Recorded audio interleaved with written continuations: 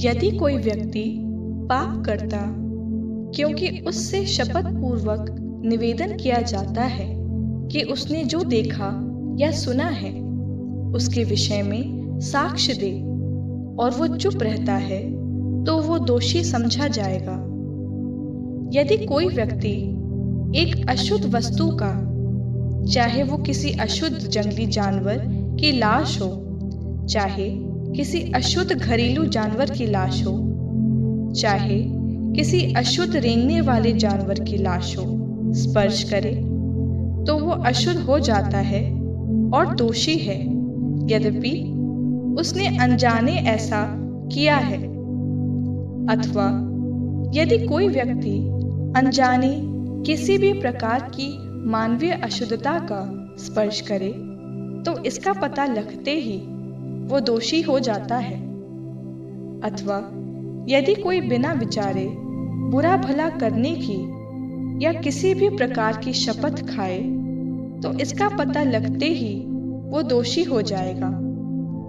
यदि कोई व्यक्ति ऐसी बातों में किसी एक का दोषी हो तो उसे स्वीकार करना है कि उसने क्या किया है और वो प्रायश्चित बलि के रूप में अपने झुंड से भेड़ या बकरी प्रभु के पास ले आए और याजक उसके पाप के लिए प्रायश्चित विधि संपन्न करेगा।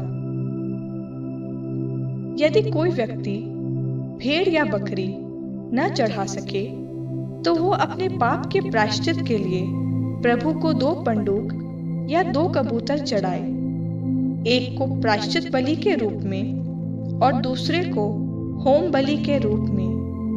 वो उन्हें याजक के पास ले जाए जो एक पक्षी प्रायश्चित बलि के रूप में पहले चढ़ाए। वो उसका सिर गर्दन के पास मरोड़ दे, लेकिन उसे अलग न करे। तब वो प्रायश्चित बलि का कुछ रक्त वेदी की बगल में छिड़के और शेष रक्त वेदी के निचले भाग पर निचोड़े। ये प्रायश्चित बलि है।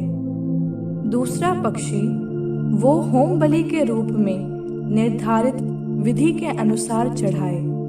इस प्रकार याजक उसके पाप के लिए प्रायश्चित विधि संपन्न करता है और उसे क्षमा दी जाती है।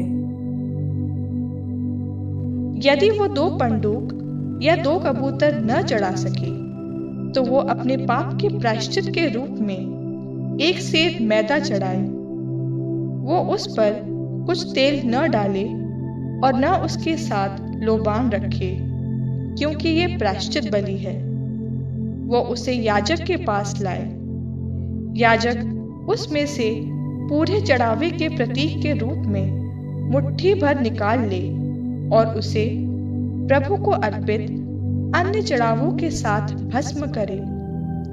ये प्रायश्चित बलि है। इस प्रकार याजक उसके किए हुए उपयुक्त पापों की प्रायश्चित विधि संपन्न करता है और उसे क्षमा दी जाती है। प्रभु ने मूसा से कहा, यदि कोई व्यक्ति अपराध करता है क्योंकि वो प्रभु को अर्पित पवित्र वस्तुओं के विषय में अनजाने पाप करता है तो उसे क्षतिपूर्ति के रूप में अपने झुंड से एक अदोष मेढ़ा प्रभु को चढ़ाना होगा। ये क्षतिपूर्ति बलि है। पशु का निर्धारित मूल्य चांदी के पवित्र शेकलों के अनुसार होगा। उसे पवित्र वस्तुओं में की गई कमी की क्षतिपूर्ति करनी है और उसमें उसका 5वां भाग जोड़कर पूरा का पूरा याजक को देना है। याजक क्षतिपूर्ति बलि के रूप में मेढ़ा चढ़ाकर उसके लिए प्रायश्चित करता है और उसे क्षमा दी जाती है। यदि कोई व्यक्ति अनजाने में प्रभु की किसी आज्ञा का उल्लंघन करता है और वो काम करता है जिसे प्रभु ने मना किया है तो वो दोषी है और उसे प्रायश्चित करना है। उसे क्षतिपूर्ति के रूप में अपने झुंड से निर्धारित मूल्य का एक अदोष मेढ़ा याजक के पास ले आना है। याजक उसके लिए उस पाप का प्रायश्चित करता है जिसे उसने असावधानी से अनजाने किया है, और उसे क्षमा दी जाती है। उसने प्रभु के प्रति जो पाप किया था वो उसकी क्षतिपूर्ति बलि है।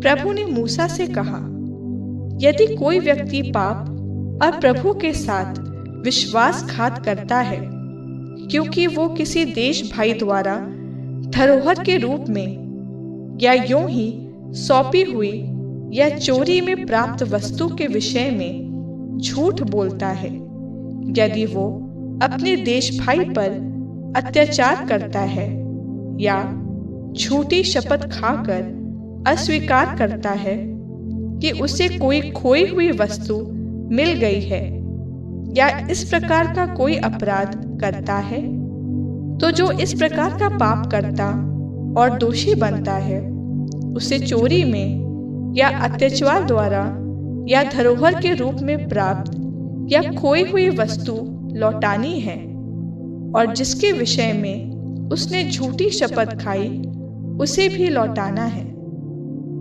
उन सब वस्तुओं के मूल्य का 5वां भाग जोड़कर उसे क्षतिपूर्ति बलि के दिन उसके स्वामी को लौटाना है। इसके अतिरिक्त उसे क्षतिपूर्ति के रूप में अपने झुंड से निर्धारित मूल्य का एक अदोष मेढ़ा प्रभु को चढ़ाना होगा। वो पशु को याजक के पास ले जाएगा और याजक प्रभु के सामने उसके किए अपराध की प्रायश्चित विधि संपन्न करेगा।